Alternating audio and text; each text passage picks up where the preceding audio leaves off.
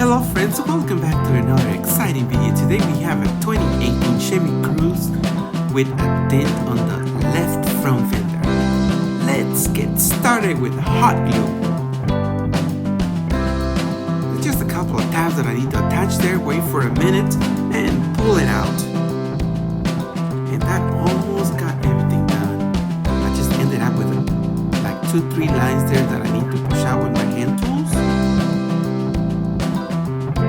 Today we're going to be using probably 3 different kind of tools here. I'm going to get started with my soft tip. And after a couple of pushes, it's almost getting there. I just need to tap down the excess push. And this is my second hand tool that is going to take me all the way to the end. Hope you guys like it. See you next time.